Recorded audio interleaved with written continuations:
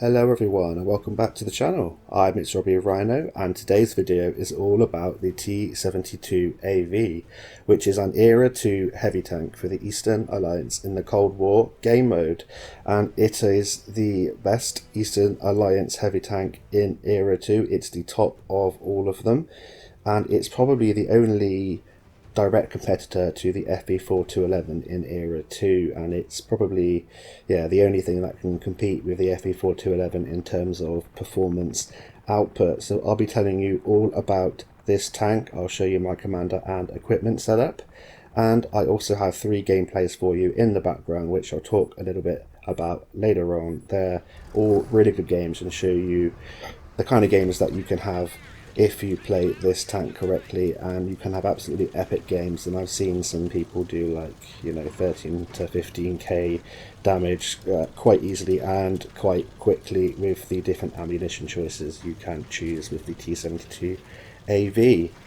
So let's get straight into the statistics then. So fully upgraded, this tank has 2,950 hit points, which is very nice considering it also has very good armor, which I'll talk about in just a little bit.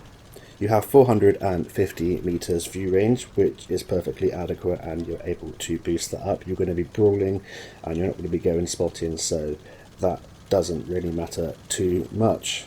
The mobility is fantastic news for this heavy tank. It's basically a hybrid light, medium, heavy in terms of its mobility. It has an 840 horsepower engine with a 19.91 power to weight ratio. You can go 60 kilometers an hour forwards, 18 kilometers an hour backwards, and the traverse is really nice at 44 degrees on the hull and 36 degrees a second on the turret. And now we get to the fun bit of this tank, and that is the gun. So you have a 125mm gun, and you also have the option to fire ATGM rounds. So in terms of the 125mm gun, you deal 550 alpha damage.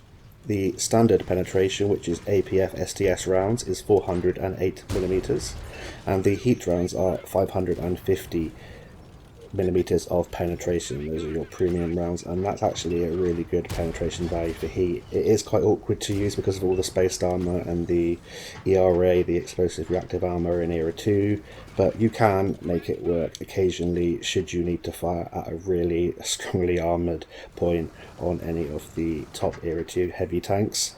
And in terms of the ATGMs, and you are only able to carry 6 ATGMs in this tank, the penetration is 700mm for 920 alpha damage, which is absolutely insane. The penetration at 700mm is the most out of any ATGMs in Era 2, I believe, and 920 alpha damage is incredible on a heavy tank. So I highly recommend that when you fully upgrade this tank, you choose the option that has the ATGM rounds. You have basically 2 options. You can have the same gun that carries more rounds, which is 44 rounds of ammunition. You can either choose to carry 44 rounds of heat or APFDS, or you can carry 6 ATGMs and 38 rounds of APFDS or heat with the one that carries the ATGM. So it's up to you which gun you use. There's basically, it's just a single fire gun, or you have the option of carrying ATGMs, and I highly recommend that you carry the ATGMs because those different sort of options in terms of ammunition is always nice, and you have fantastic penetration with the ATGMs, and you have you can deal a massive load of damage, switch back to your single fire gun and absolutely wreck your opponents. So in terms of the 125mm gun, it's got great shell velocity on its APF STS rounds at 1785 meters a second, meaning that you don't have to lead too much at all. That does drop down dramatically to 905 meters a second on the heat round, so be careful of that. And the ATGMs, the only downside to them is that the shell velocity is 350 meters a second, so it's very slow. But if you played something like the BMP2, then you will be used to that kind of shell velocity speed. In terms of the 125mm gun, you have a DPM of 3234, which is 10.2 second reload. You have a 2.1 second aim time, a 0.33 accuracy. You have 6 degrees of gun depression, which isn't the best, but it is workable. And you have 14 degrees of gun elevation, which is quite low, so watch out for that should you be wanting to fire up into the sky. And like I said, you can carry 44 rounds of ammunition, and 6 of those are 80 GMs, and I carry all 6. The first replay you'll be seeing, and maybe even the second in this video, I can't quite remember, is when I wasn't fully upgraded. I was just using the 125mm gun, but I do have a replay where I am using the 80 GMs a little later on. So now we get on to the armour of the T-72AV, and it's really fantastic news for this tank. It's a very troll armour layout, and it works extremely well against heat and ATGMs and pretty much everything, in all fairness. So the turret and the whole tank has protection with ERA armour, and if you don't know what that is, that's explosive reactive armour. It protects against heat and ATGMs, and it reduces the damage that ATGMs can do. It doesn't stop it completely, but it dramatically reduces it, and that's why sometimes you'll fire an ATGM at a T-72AV and you'll do something like 18 or like 25 damage, something like that. So it's extremely useful, and if you want to know what it looks like, it's just those little blocks and brickworks on the side and on the front of the hull and the turret. So in terms of the turret armour, you have 90mm on the front, 260 on the sides and 120 on the rear, but of course the statistics don't always tell the true story.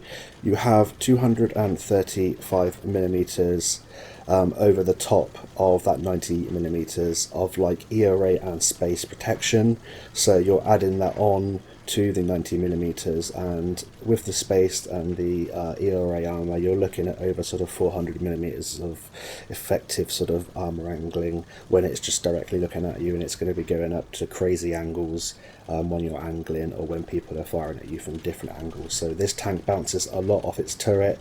It does have a turret ring which is 90mm. If you can fire where the hull meets the turret, there is a bit there with no spaced armour and you can penetrate it.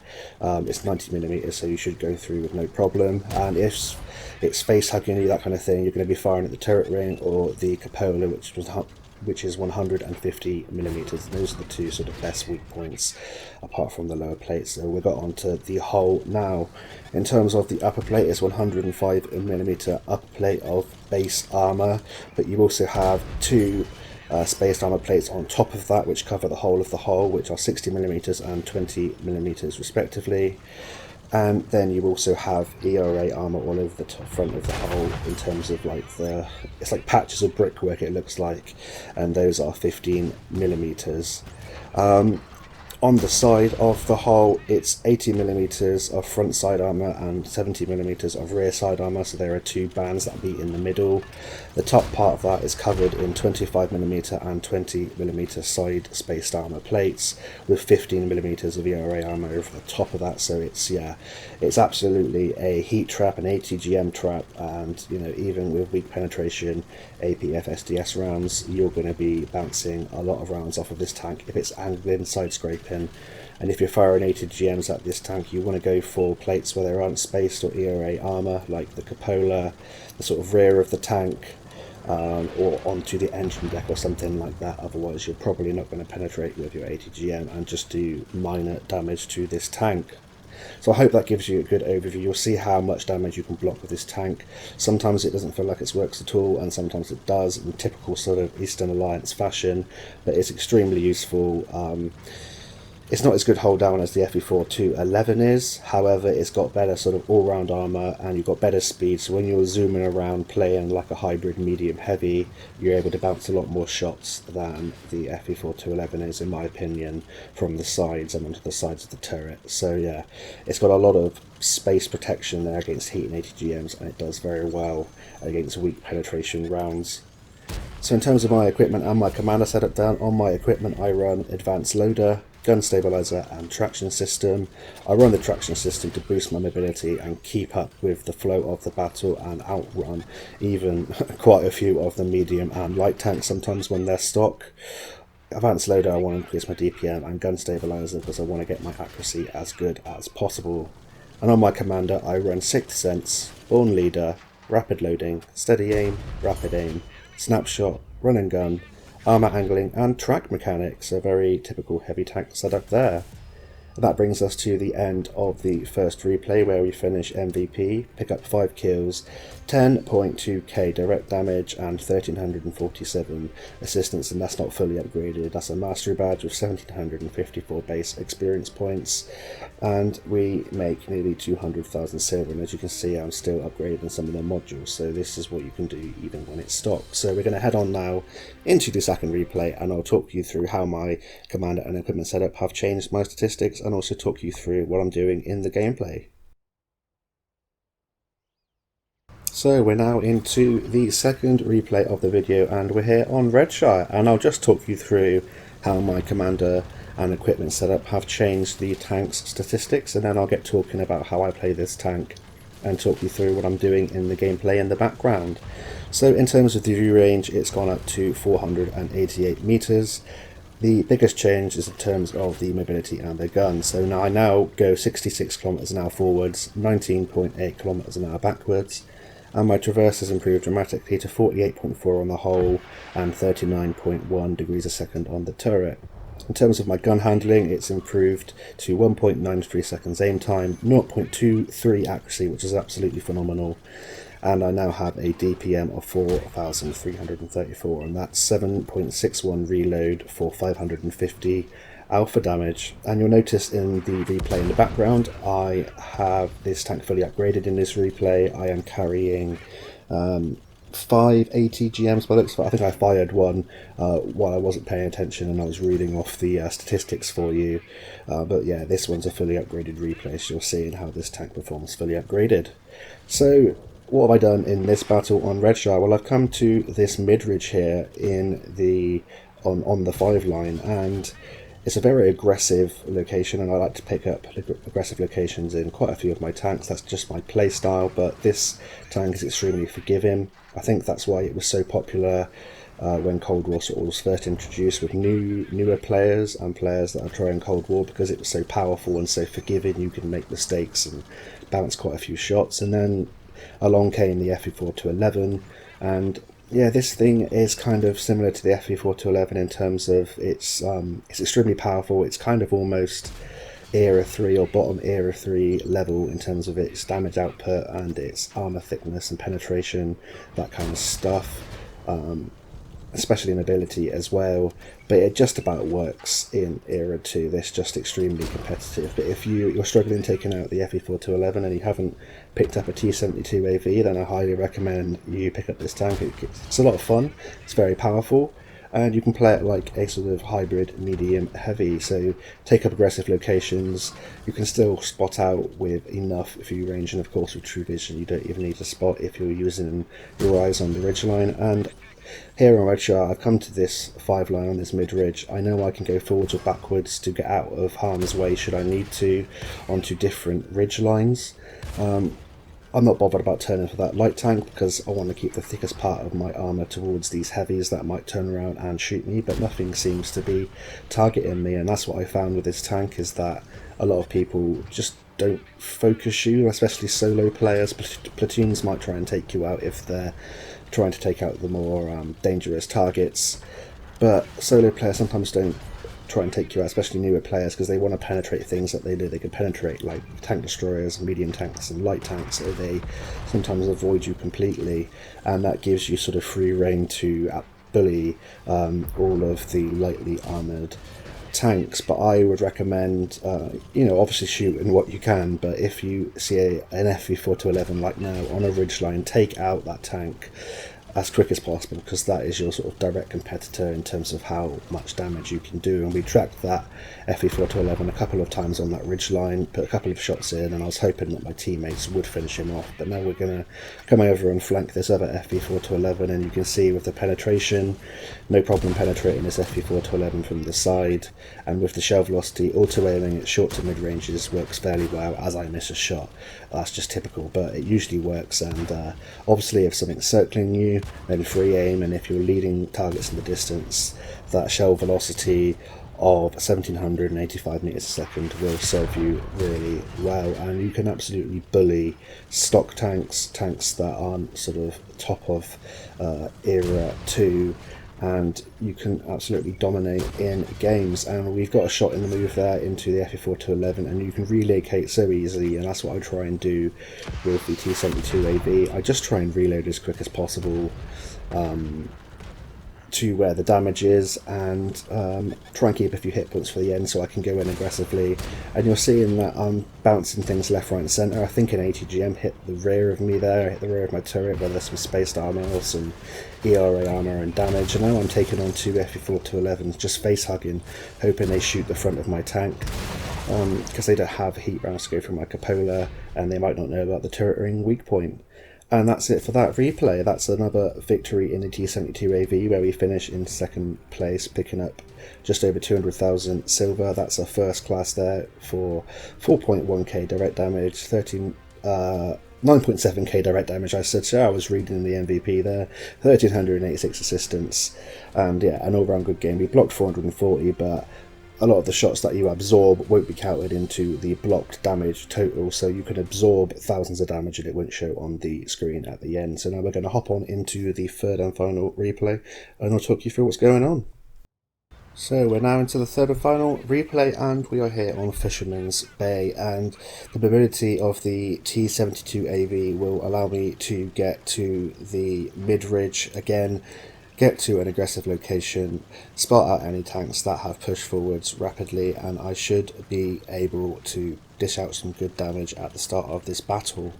You see I've loaded an ATGM here, so I am fully upgraded, and I was hoping to get to the front, put an ATGM into someone at the start, and then I like to switch to the 125mm, so I put a big whopping alpha damage blow into someone at the start of the battle, and then I try and follow that up with a single shot, and before you know it, you've done over 1000 damage with ease, and that's kind of like how I like to play this tank. It's obviously map dependent, but somewhere where you can get sort of mid-range, short range with opponents, it's a fantastic opportunity to blow the head off a FE4-11 just like that. And that's what that penetration, that alpha damage with ATGMs can do. You get a lot of ammo racks, and yeah, you set a lot of people on fire, and we're already up to 1494 assistance by taking up an aggressive location and 1521 direct damage.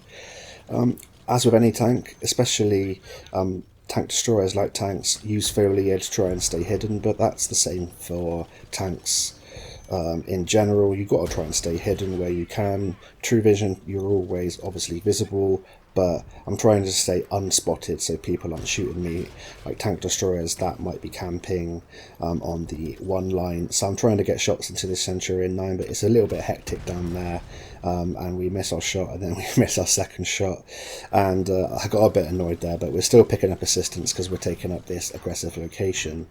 And this is a fantastic position to take, especially in tanks that have good gun depression, because you can sit further back.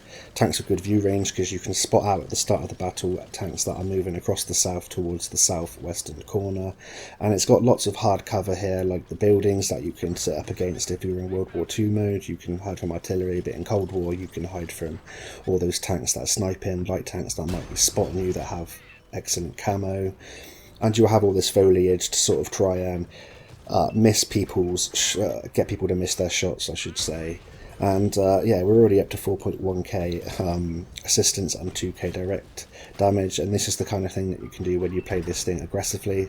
Of course, sometimes you'll get games where it won't work and you'll get swarmed by a platoon of light tanks or a platoon of heavies, and sometimes you just got to take that. You've got to put the risk out for the reward, basically, and make calculated risks. Obviously don't run into an area where you know there are 5 or 6 enemy tanks and you're all alone, but I know I've got enough tanks behind me should I need to escape, and it's getting a little bit hairy now, so I'm just trying to escape. And you see there my gun went up in the air, and that's what 6 degrees of gun depression does sometimes on ridge lines. You can be firing on the move and your gun will fly up in the air, so just be wary of that. And I'm trying to get some side shots in as I'm moving. I'm not aiming particularly well. I should be able to hit these with ease with the shell velocity of this tank. And you'll see there we managed to hit that T-72, and we didn't even give too much lead. So it's a fantastic gun to use. The alpha damage feels like you really hurt them, and especially with the ATGMs, that penetration is insane to have on a heavy tank, and something so powerful as this. It's just it's a blast to play, and it can be really annoying to play against because you'll bounce shots that you feel like you really should penetrate. And you know, if you're shooting at the side of the T-72AV, try and shoot to the lower part of the tracks, not right at the bottom because you'll just get your shell absorbed, but below that sort of bar of ERA and spaced armour along the top of the side of the hull, especially if you're firing with heat, because you just won't penetrate, it will be absorbed. If you're firing with like APF SDS rounds, then you have more of a chance of going through the side with ease. The turrets really troll from the side and the front, unless you're face hugging, like I said in one of the earlier replays, you can shoot the turret ring or the cupola, or just get around to the rear and put shots right into the rear of this tank, and it shouldn't be a problem. But on the move, this thing's mobility means that you bounce a lot of shots when you're herring around here and there. And I found this tank extremely annoying when I first started playing Cold War, when I was playing a light tank, and this tank was heavier. I mean, it's definitely heavier, faster than me, I should say. So I was playing a light tank. This was faster than me. And I was getting really frustrated, and even when you're fully upgraded in quite a few of the mediums and, you know, light tanks, this is just faster, which seems insane because it has such great damage potential. And you'll see there I went for the cupola, I think it was on that T-72A, and I managed to hit it at this distance, and that's showing you what 0.23 accuracy can do if you choose my commander and equipment setup. And it's quite a good grind, this one, for all of those players that don't have a 9-skill commander and maybe you're a newer player. This is definitely more forgiving, like I said in the last replay, and it's a good choice if you want to learn side scraping, that kind of thing. You can still get hold down on smaller ridgelines like I'm doing now, and just pick apart your enemies like you are. And I highly recommend you take the gun that allows you to fire the ATGMs, because it's nice to rush in with an ATGM at the start and then put another shell into someone, and you can sort of take someone down right at the start of the battle and impact the gameplay like that.